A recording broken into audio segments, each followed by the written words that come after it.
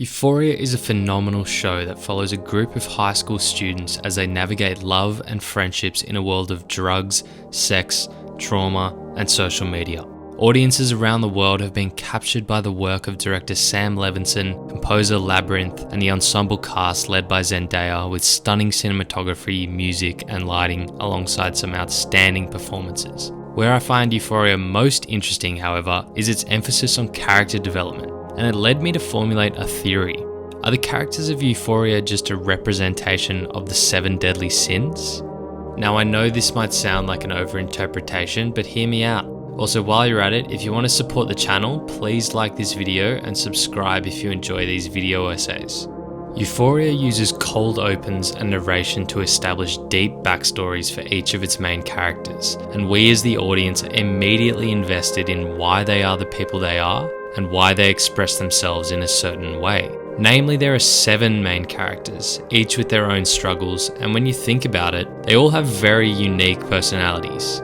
Zendaya's Rue is the protagonist of Euphoria and is troubled by drug addiction, the loss of her father, and has a negative outlook on life. Nate Jacobs, played by Jacob Elordi, has anger issues and has repressed his sexuality after being traumatized by his father's sexual exploits as a child. Hunter Schafer plays Jules, a trans woman finding her gender identity, battling self-harm, as well as a troubling childhood in mental institutions after her mum abandoned her. Kat struggles with excessive eating and is exploring her body image and relationships. Maddy has a high level of self-confidence and always seeks to dress the best, with dreams of fulfilling a glamorous lifestyle. Cassie deals with drug addiction from a different perspective to Rue, where her father was an addict and later left her and her family. She explores multiple sexual relationships and seeks out affection even at the expense of her best friend's feelings. Lexi also deals with Cassie's familial issues, but struggles to voice her thoughts when it matters most. She hasn't been viewed in the same limelight as her sister and isn't valued as strongly by those around her. The show does well to make us feel for each of these characters and their stories, and while each of them have different backgrounds and personalities, you can often find yourself relating to certain experiences from some or all of them. For me, this is where I started to see traits within each of these main characters that mirror each of the 7 deadly sins. But let me first preface that sins aren't necessarily signs of being bad people. They are just a need to address certain emotions appropriately. Rue's sin is sloth. The sin of sloth highlights a fear of applying ourselves and a fear of humiliation. One can be crippled by doubt and feel they are not equipped to succeed. For Rue, she was first introduced to prescription drugs for her diagnosed anxiety, personality disorder, and suspected OCD, but later found opioids that were prescribed to her ill father. Since then, she's felt a lack of purpose and restricts herself from seeking her true potential, instead blinding herself from responsibilities by getting high. We see her intoxicated during addiction meetings and at home with her family, and we see her go to extreme lengths to avoid rehabilitation. Nate's sin is wrath. Wrath is the result of panic and anxiety when we seek to control situations through rage and dominance. Nate witnessed the heinous sexual exploits of his father at a young age and seeks to avoid this at all costs by remaining in control of those around him, especially his loved ones, namely Maddy and then later Cassie. For Nate, he fears becoming like his father Cal, and in season 2 he finally begins to be honest with himself after he sees a portrayal of himself in Lexi's play. While I think Jules is a kind and gentle person, her sin is greed. You may not agree with me here, but greed is ultimately when someone takes more than their fair share of something, as a reaction to a feeling of deprivation.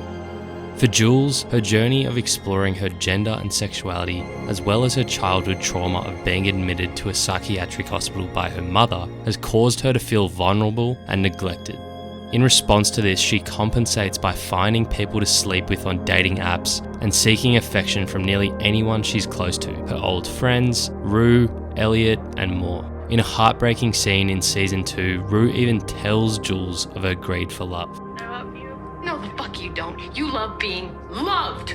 For Maddy, her sin is pride. Someone who is so pleased and confident with themselves that they boast and assert their greatness on those around them. As a child, Maddy lost interest in the idea of working after her mother stopped her from participating in beauty pageants. Since then, her goal has been to live a glamorous lifestyle, and we see this whenever she's babysitting, trying on luxurious clothes, and constantly viewing her appearance. Kat's sin is gluttony. First, I want to make it clear that I don't mean in any way to body shame her, and while you might be thinking Kat's sin is sloth instead, gluttony is literally defined as habitual greed or excess in eating. On a family vacation, she abruptly gained weight and struggled with overeating, only to be broken up with by her middle school boyfriend. As a result, her self-confidence about her body image since then has retreated. While she seeks out food as a means of comfort, secretly she is emotionally starving and wants love far more than she wants calories. You just have to love yourself. That's what I'm trying to tell you. I fucking hate myself. While she found her confidence working as a cam girl, this takes over when she meets a boy who actually likes her for who she is, Ethan, and she shuns him off, which I think now also highlights an element of habitual greed within her as well, emphasizing her gluttonous sins as she doesn't care for anyone's feelings but her own.